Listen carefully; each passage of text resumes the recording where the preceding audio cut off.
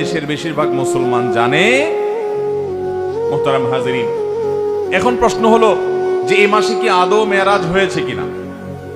এ বিষয়ে ঐতিহাসিক এবং হাদিস বিশারদ, হাদিস বিশ্লেষক, ওলামা একরামের প্রায় 16টির মতো মত আছে। কতটি মত আছে? 16টি মত। অনেক ইমাম বলেছেন নবী করিম সাল্লাল্লাহু আলাইহি সাল্লামের মেরাজ হয়েছে রজব মাসে।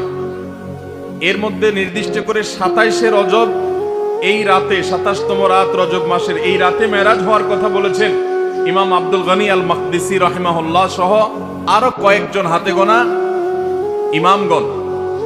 আর এর বাইরে অনেক বড় বড় ইমাম, অনেক বড় বড় মুহাদ্দিস এবং ইতিহাসবিদগণ তাদের মত অনুযায়ী নবী সাল্লাল্লাহু আলাইহি সাল্লামের মেরাজ হয়েছে অনেকের মতে রমজান মাসে, অনেকের মতে রবিউল আউয়াল মাসে, অনেকের মতে শাওয়াল মাসে।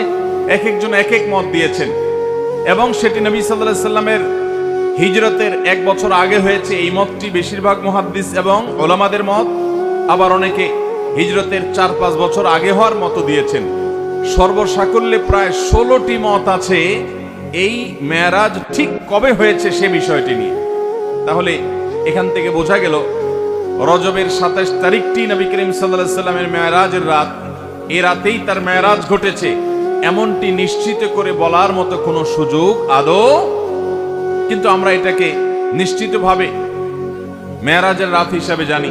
আমরা বলিষ্ঠভাবে এটাকে চূড়ান্তভাবে মেরাজের রাত হিসাবে আমরা জানি, অথচ এটা অন্য 10টি মতের মতো একটি মত। বরং বেশিরভাগ ইতিহাসবিদদের মত, বেশিরভাগ ফুকাহা একরাম, ওলামা একরাম, মুহাদ্দিসিন একরামের মত হলো নবী সাল্লাল্লাহু আলাইহি সাল্লামের মেরাজ রবিউল আউয়ালে হয়েছে।